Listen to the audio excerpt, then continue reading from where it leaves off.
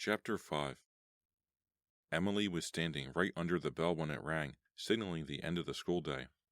She clapped her hands over her ears, dropping her books in the process, but it was too late. "I'm deaf for life," she exclaimed. "What did you say?" her friend Kathy joked, holding a hand up to her ear. "Very funny." Emily bent down to pick up her books. "How do you do on the trig test?" Kathy asked, waving to someone across the hall. "Good, terrible, I don't know," Emily told her. The hall filled with kids. Lockers slammed. Voices echoed down the long tiled corridor. "Do you see Josh? He was supposed to meet me here." "I don't see him. Hey, there's Della. Hey, Della, wait up," Kathy shouted, and took off down the hall.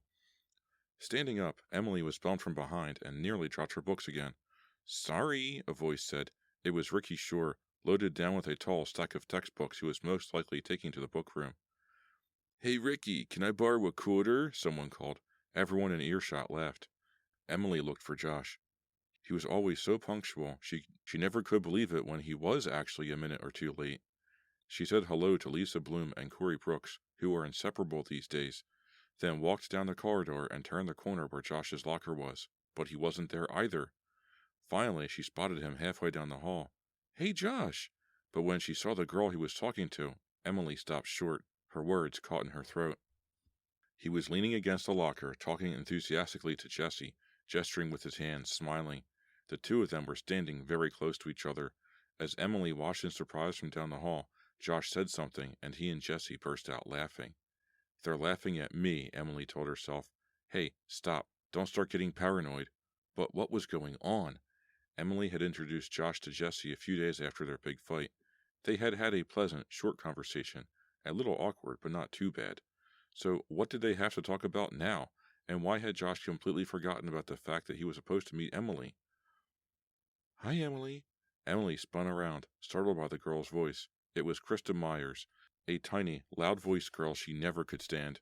Krista had become friends with Jessie. In fact, she was the only friend Jessie had made so far at Shadyside. "Oh, hi, Krista." "Have you seen Jessie?" Krista asked, squinting.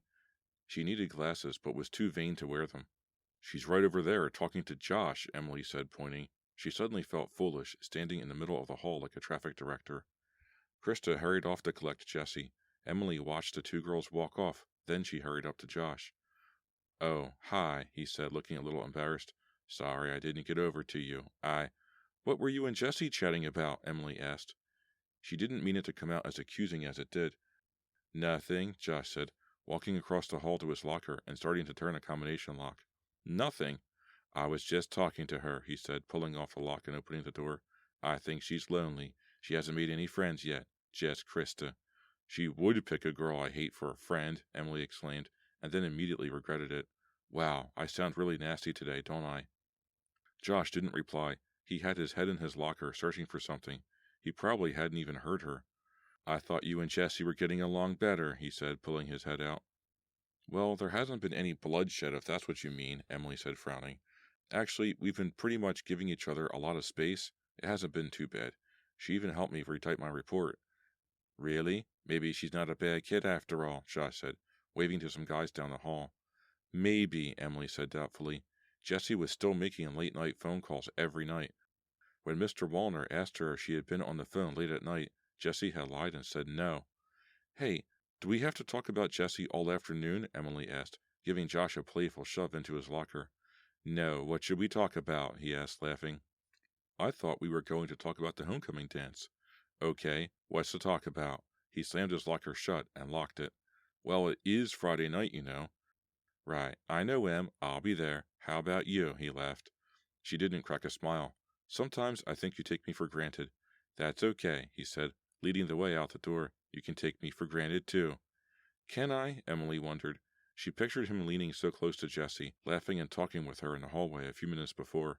What were they talking about, anyway? 2 nights later, Jessie and Emily found themselves in the kitchen.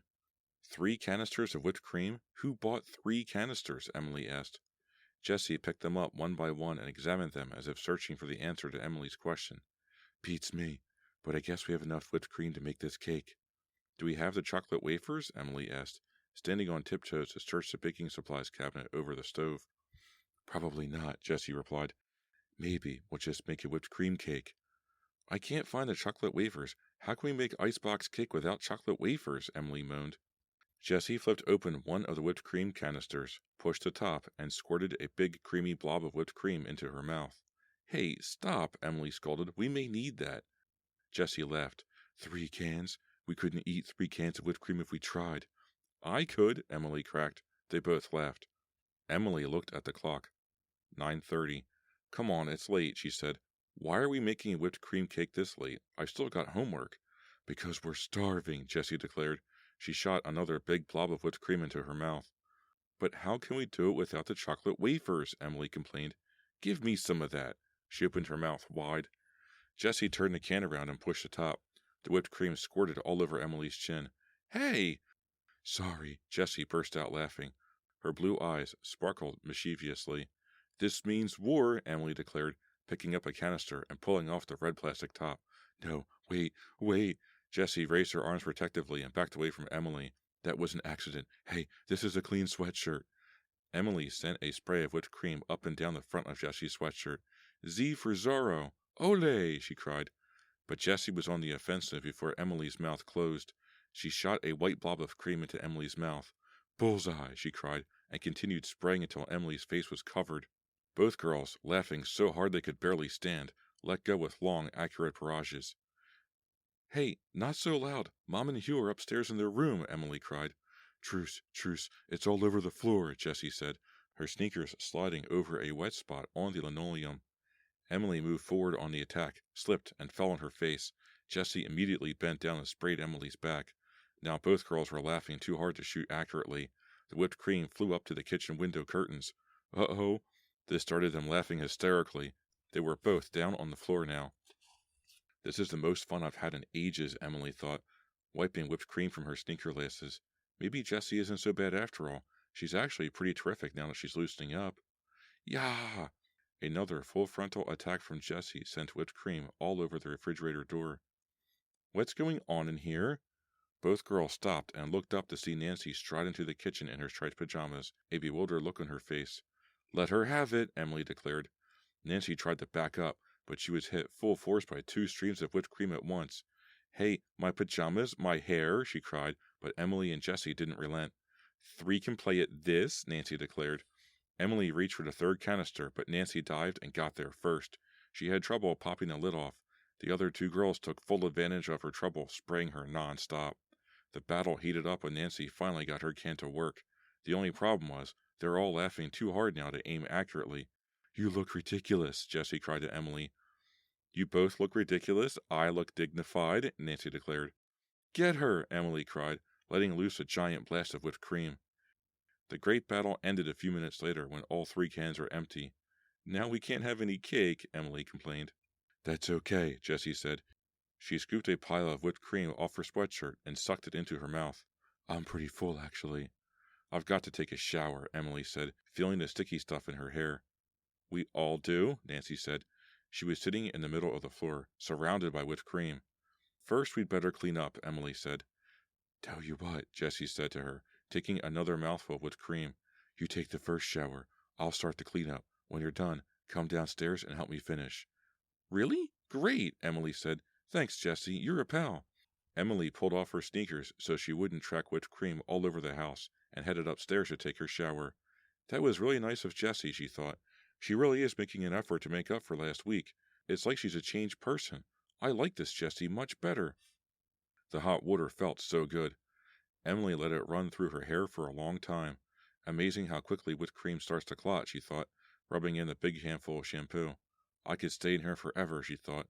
It's so warm and steamy. But then she remembered that Jessie was waiting for her to come downstairs and help, so she finished shampooing her hair, washed quickly, and stepped out of the shower. Humming to herself, feeling very refreshed, she walked over to the mirror. It was steamed up, rivulets of water trickling down. Emily picked up a towel and rubbed it across the mirror to wipe away the steam. She peered into the mirror. Then she screamed, and screamed again. She had the feeling she might never stop screaming. Chapter 6. Emily was still screaming when the bathroom door swung open. Nancy, looking very frightened, burst into the steamy bathroom, followed by a gust of cold air. Em, what's the matter? My hair, Emily shrieked, pulling wildly at her wet, tangled hair with both hands, staring into the mirror. Here, put this on. Nancy slipped a bathrobe over Emily's shoulders. Go ahead, pull it tight. My hair, look at my hair. Emily, stop screaming like that, please. Take your hands away so that I can see what you're talking about. Emily lowered her hands to tie the robe. She shivered from the cold air entering the bathroom through the open door. Their mother hurried in, followed by Jessie and Mr. Wallner. They all had to squeeze into the small, narrow bathroom. Em, your hair! What did you do? Mrs. Wallner cried. They could all see the ugly orange and yellow splotches and streaks. What did I do? Emily exploded. I didn't do anything, and look! How strange, Mr. Wallner said, coming close to examine her hair. It's ruined forever, Emily wailed, turning away from the mirror. You've bleached it somehow, Mrs. Wallner said, holding a strand in her fingers, pulling it up close to her face. Me? Why do you keep saying I did it? Emily shrieked. All I did was shampoo my hair, and now look! The left side was almost entirely orange. The front was streaked with uneven lines of greenish yellow. The rest of her hair was dotted with blotches of orange and yellow. It's ruined. My hair is ruined, Emily cried, keeping her head lower so she wouldn't have to see herself in the mirror. Mrs. Wallner put her arms around her daughter and tried to comfort her. How weird, Jessie said from near the door. Mr. Wallner had picked up the plastic shampoo bottle and was sniffing it. Did you just buy this shampoo? No, Emily sobbed. I've had it for weeks. The bottle was only a third full. She buried her head in her mother's side. We'll take it to the store, Mrs. Wallner said. Maybe somebody tampered with it. But she's been using it for weeks, Mr. Wallner interrupted, pouring some of the green shampoo into his hand. Look at her. I've never seen anything like it. Mom, Nancy started, a warning to her mother to be careful of what she said. Emily was just starting to calm down a little.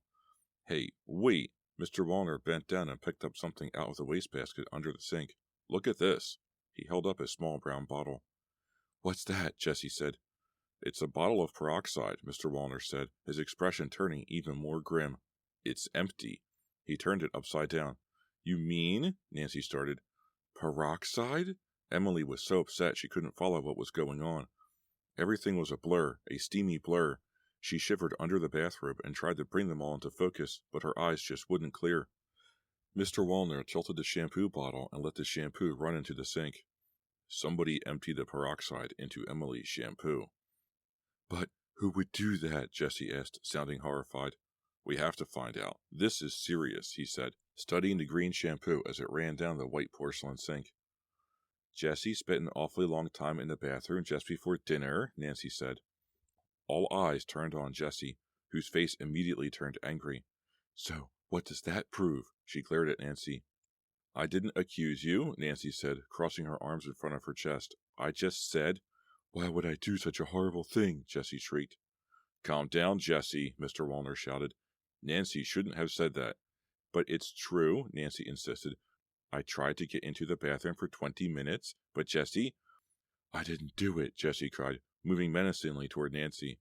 Her father quickly stepped between them. Jessie, calm down. No one said... You all think I did it, don't you? Jessie asked, looking from one face to the next. Everyone thinks that because of what happened to Jolie and I, that I'm a horrible person who would do anything. That is what you think, isn't it? Jolie? Who's Jolie? Emily wondered, searching Jessie's angry face as if trying to find the answer there. Who is Jolie, and what happened to her? Jessie, stop screaming. Everybody, stop screaming, Mr. Wallner said, slamming his hands against the sides of the sink. I get accused of everything that happens around here, Jessie cried, ignoring him. And I know why, too. Don't think I don't know why. These last words were spoken to her father. She did it, Emily realized. Jessie did it. She put the peroxide on my shampoo. Now she's carrying on and throwing a tantrum so that no one will be able to accuse her, to make her confess. But she's gone too far, Emily thought. She's not that good an actress. She got too angry too fast. That's the giveaway. She's the one who did this to me. As Emily thought this, Nancy and Jessie screamed accusations back and forth. Mr. Wallner shouted at them to stop. Mrs. Wallner smoothed Emily's discolored hair back off her forehead. Everyone hates me, Jessie cried, her hands clenched in tight fists, her blue eyes wide and flashing in fury. What's wrong with this family? Mrs. Wallner wailed. Why can't we get along? Why can't we discuss this like... Everybody, just be silent for 30 seconds, Mr. Wallner bellowed, making a pleading gesture with his big hands, his face bright red. Jessie, why are you being so defensive? Nancy asked quietly, ignoring her stepfather's request. Everyone hates me. No one believes me, Jessie shrieked. She turned and ran out of the bathroom, crying at the top of her lungs. Even her crying sounds phony, Emily decided. Such hysterics. But Jessie can't quite pull it off. She isn't fooling anyone. At least, she isn't fooling me. Where's Rich? Nancy asked suddenly. Mr. Wallner looked at Mrs. Wallner. If that boy is responsible for this. Don't you start going crazy, Mrs. Wallner told her husband, taking his arm. We have no reason to suspect Rich. He went to the library right after dinner. He should be home by now, shouldn't he? Nancy asked, looking at her watch. Yes, he should, her mother replied. It's strange. It's not like Rich to stay out so late. What about my hair? Emily wailed, catching a glimpse of the spotted mess in the mirror. Nancy put her arm around her sister's shoulders and started to guide her out the door. Come to my room, she said softly. Let's see what we can... Maybe we can make it look deliberate, sort of punky, sort of cutting edge. Emily gratefully let her sister guide her out into the hall. Behind her, she could hear her parents arguing about whether Rich was the culprit or not. As she passed her bedroom, she saw Jessie sitting on her bed, writing furiously in her diary, sobbing loudly. Not very convincing, Jessie, Emily thought.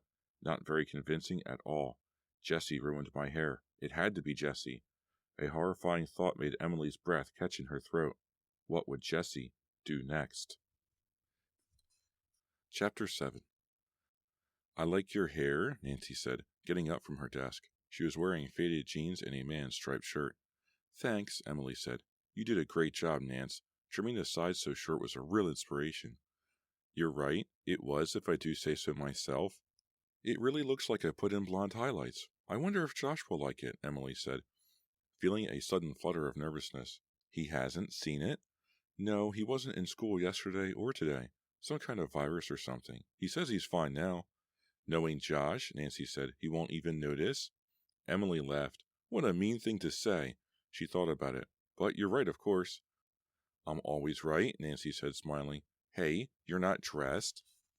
I'll get dressed after dinner. Hugh is making spaghetti with his famous tomato sauce. I don't want to go to the basketball game and the dance with big orange blobs over all my clothes. Nancy turned away suddenly and looked out the window as if avoiding Emily's gaze.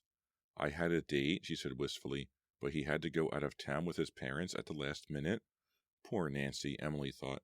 She keeps getting stood up by guys. She just can't seem to find anyone who's really interested in her. It's just as well, Nancy said, turning her gaze back on Emily. I have so much studying to do. I'll be able to get a good head start on it tonight while you're out wasting your time having fun. She laughed. Bitter, bitter, Emily said gently, not as a criticism. Nancy started to say something, but they were interrupted by a commotion downstairs. They both heard a loud pounding on the front door, followed by hurried footsteps across the hall, followed by loud, troubled voices. Now what? Nancy asked, rolling her eyes. They both headed for the stairs. Halfway down the staircase, Emily was startled to see a tall policeman in the front hall. He had his hand firmly on Rich's shoulder. Rich, in his blue down vest with a gray sweatshirt underneath and blue corduroys, was squirming under the policeman's grip, looking very pale and frightened. He looked up at Emily and Nancy as they descended the stairs, and Emily saw that he had a dark spot of dry blood above his lip. Did you hit him? Emily sputtered, startled by the sight of the blood. What? The policeman, a young man with the beginnings of a brown mustache on his lip, looked up, confused by her question. No, Rich muttered to the floor. I had a nosebleed in school this afternoon. Mr. Wallner, in a stained white apron, a large wooden mixing spoon in his hand, stood staring angrily at Rich. The officer has informed me that Rich committed a crime this evening.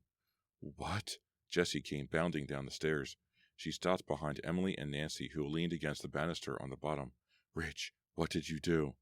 Nothing much, Rich muttered, looking down at his sneakers, both of which were untied as usual.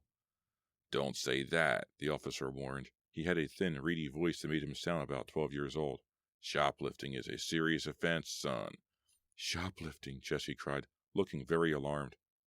Rich was caught stealing a cassette from the record store in the Division Street Mall, Mr. Wallner informed them. He had it in his vest pocket. I meant to pay for it, Rich said with a sneer. Don't make it even worse by lying, Mr. Wallner snapped. Maybe he isn't lying, Jessie said. Emily looked at her, surprised. It was the first time she'd ever heard Jessie stand up for her brother. The manager isn't pressing charges, the policeman said to Mr. Wallner. Since the boy is so young, he just figured you should probably be the one to deal with the problem. He let go of Rich's shoulder. Oh, don't worry about it, said Mr. Wallner, glaring at Rich. I'll deal with it, okay. When I'm finished dealing with it, I don't think Rich will ever think of shoplifting again. Rich made a disgusted face that Emily could see, but his father couldn't. Why'd you do it, Rich? Mr. Wallner asked, softening a little. Rich shrugged. I've got to be going, the policeman said, running a finger over his burgeoning mustache. Stay out of trouble, son, okay? Rich nodded.